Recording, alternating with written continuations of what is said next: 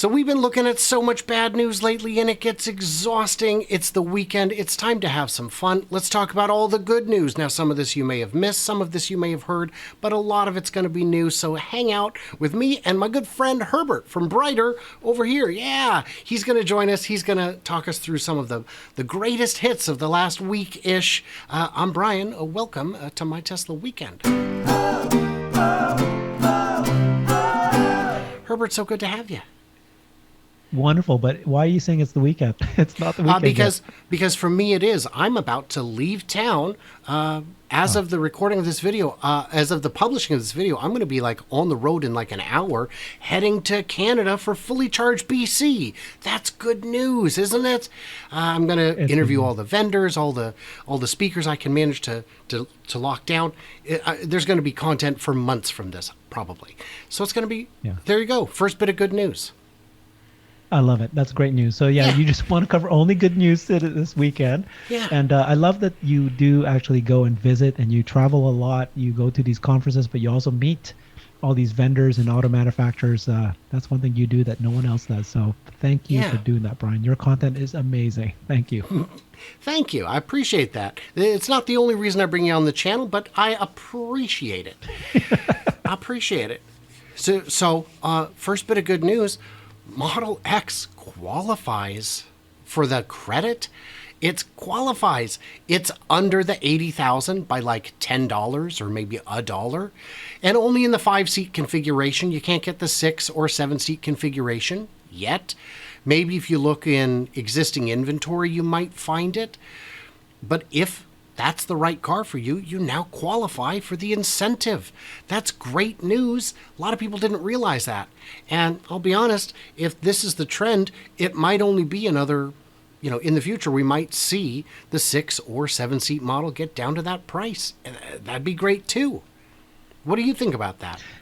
Well, I mean, so some people are saying that it doesn't make sense that they lower the price so that it can be just below, so that you can get the IRA credit, because this is such expensive cars already. Like, it's a premium car. It's not like, or that the people who are likely to be buyers for these cars won't even qualify anyways because of their income.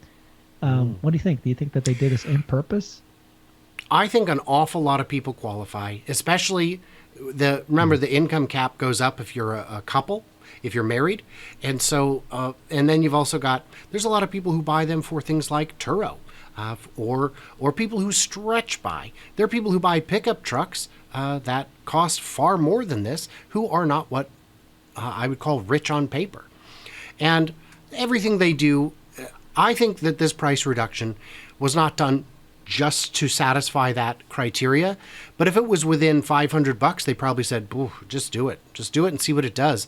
But I think really it was the hotel pricing, the airline pricing, the ticket pricing algorithm that said, no, this is the right price.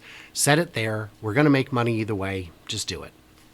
And we may see. I don't want to rain on your parade, buddy. I know you said we just want to talk good news, but okay. Hey, is it okay? Because there are some people that are going, how could you take a price cut from the S and X and turn that into good news? If they raised it, you would have said great news. If you lowered it, you would have said great news.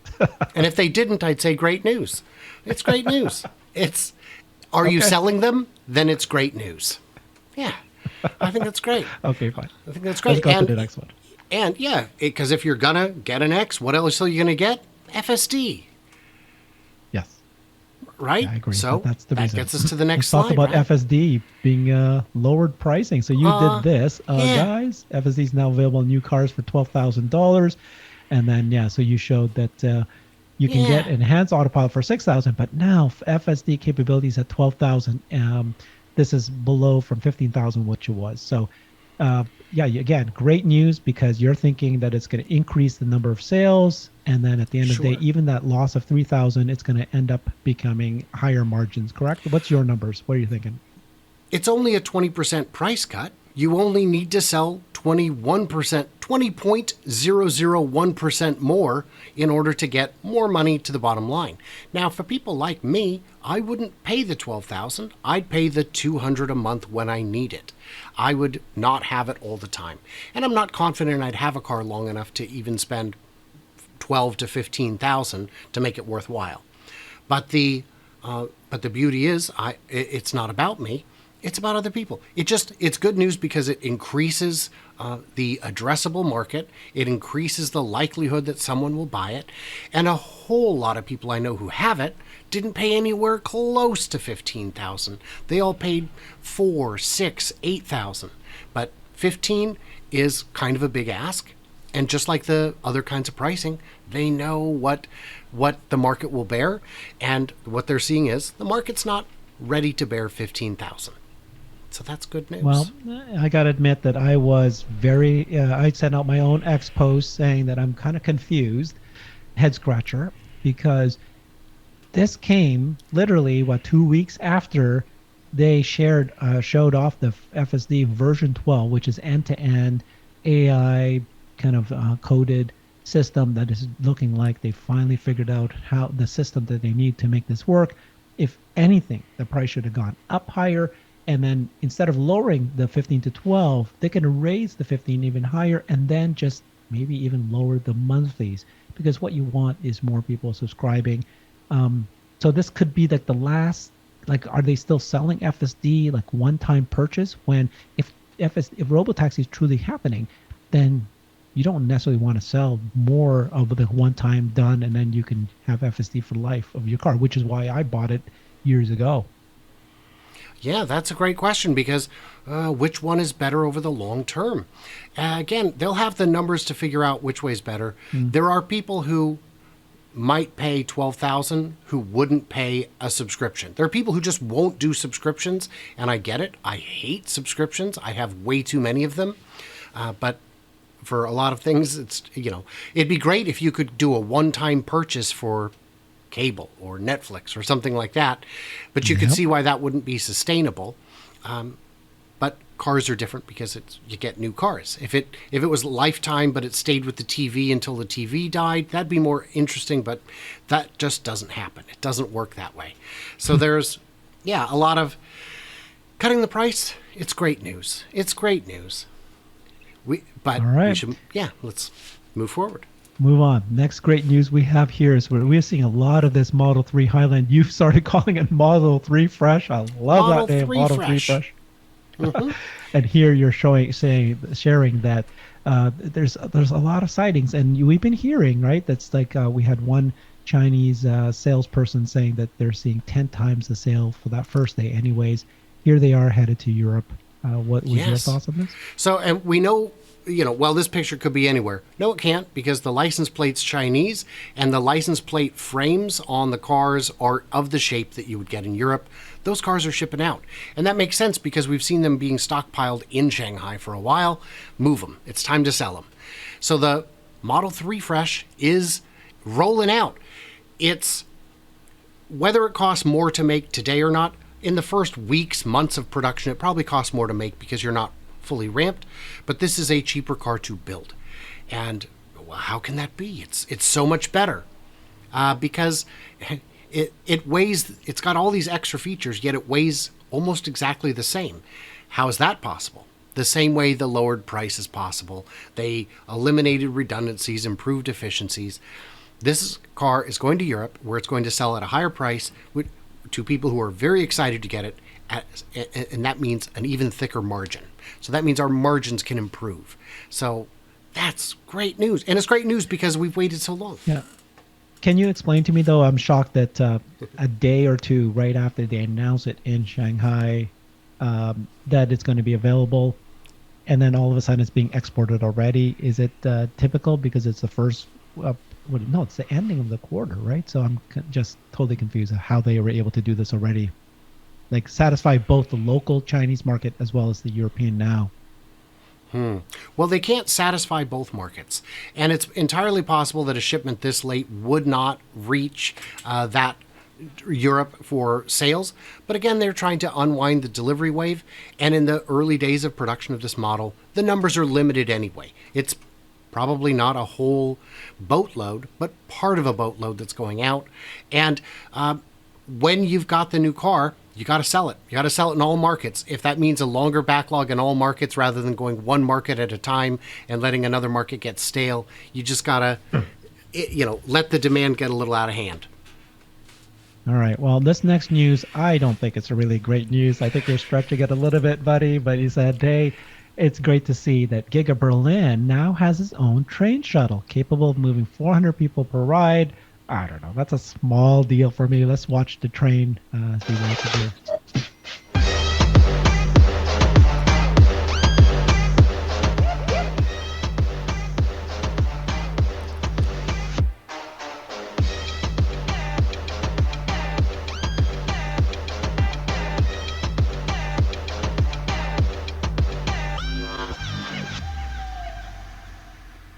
So it's a big deal because it's not 400 people a day. It's 400 people per ride, per direction. And it runs apparently 60 times a day. There's 2 stops. One is over maybe 3 miles away. The other is more like 10 miles away in the town center where people would actually use it. And it's free. It's Tesla doesn't own the train or the line. They just pay for it. And so if you wanted to hop on the train and have it whisk you to Giga Shanghai, it would do that. They don't take tickets because it's just free. It's easier to just make it free for everybody than hire a conductor to check tickets. So, yeah, and it's running anyway. It's great news because mass transit's a big deal. This takes, for every time it runs at capacity, it takes hundreds of cars off the road. And even though it's a diesel train, Tesla can't electrify the route. They don't have that authority. They don't have those permits, and it's not their train. This is just good for employees. It's one more benefit that they can offer, and it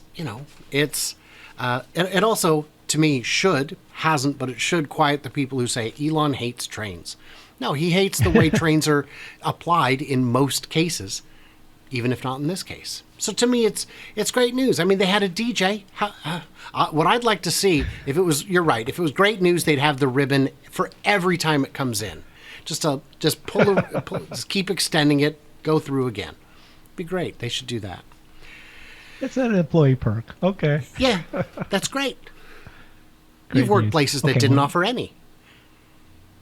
For sure. This one here, this is the big news, of course. Okay, so they just announced that Giga Shanghai announced that they're going to have 2 million production milestone. This is a big deal. Look at this. Oh, what's happened to my beautiful photo? I don't have my beautiful photo.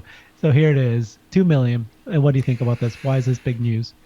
They did from 1 million to 2 million was 13 months. That's good news. That's great. That's so fast. And we knew they were ramping. Remember, a year ago they said, well, the capacity is 450,000 plus. It's greater than 400. Guys, it's way over that. That tells us that I believe the nameplate capacity you see in Fremont is probably accurate, but the nameplate capacity stated everywhere else is sandbagged. And they are at a run rate of a million a year. The next million will come even quicker, and it's a big deal because this factory was never going to happen. It's a tax scam, it's a subsidy thing, it's accounting fraud, and it's not. It's the real deal. And here's all the proof you need. So that's great. Yeah, it's amazing that this actually happened.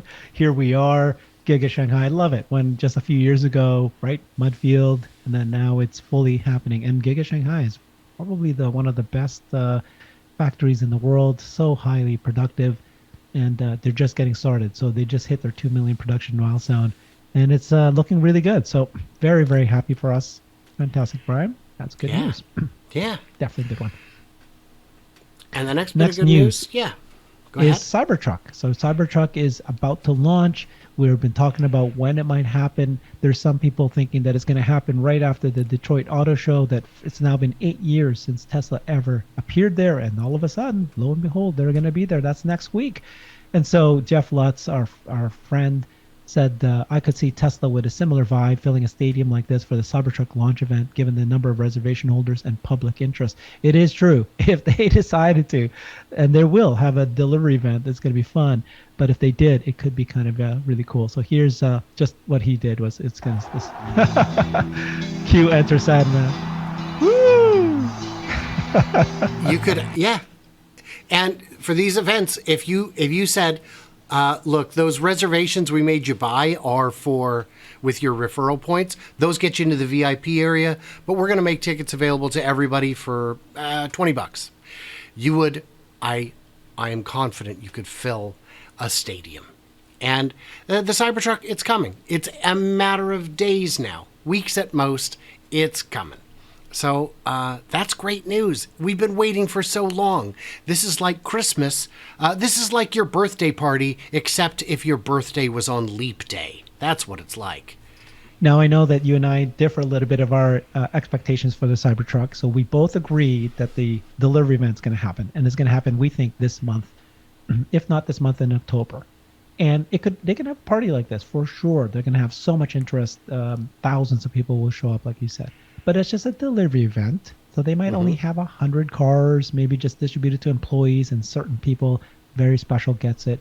Doesn't mean that they're going to be in mass production this quarter, next year. It could be that it's just slow growth. It's out. We delivered it. And then they're going to, really make sure that they can make it, because it's like what he said, 10,000 parts. We've never built this car before. We want it to be in such precision so that we can stamp it out. As soon as we get that precision and we've got all the suppliers in place, then we can produce this in record numbers. You think, and you're still very confident, that it's going to be pretty significant production levels this quarter, the end of this year, correct? Next quarter, I believe, yes. If it rolls out this quarter, I believe within 4 months we could hit 1,000 a week, and I don't see a reason why we couldn't. I will be talking with some sources soon to see if I can find out any new information. I've been coming up dry on that front in my recent couple calls, so I gotta be frugal with how I spend those karma credits that I've managed to amass. But yeah, I think anyhow you slice it, if Cybertruck is out on the road and in the hands of customers, it's exciting. It's great news. It's great news. Absolutely great news. Cybertruck is coming. This is one of the biggest news, honestly. It's the biggest news really that we've been waiting for. I do believe this is a catalyst. So not every milestone is a catalyst to the stock. As we saw, the Model 3 Fresh is not a catalyst per se, but it will absolutely end up becoming a stock catalyst once you see the numbers come in, the margins improve, all that stuff. It's going to be great. It expanded the TAM for Tesla. I believe the Cybertruck is a stock catalyst, and if not right away in that first week, it's just going to be as people see this. My own brother, so I've been an investor in Tesla since 2012. I've been talking up Tesla for years, since 2012. And then when the Cybertruck launch event occurred, he put in shocked me because, never knew that he even cared about Tesla, put in a reservation, and he started buying Tesla stock because of that. And I think the same thing's going to happen. As we know, Model 3 did the same thing, right? When Model 3 came out, many of us Tesla investors today, you ask them why, and they'll say it's because they bought the Model 3. After buying the Model 3, they decided to. I think that when people see the Cybertruck, they're going to know.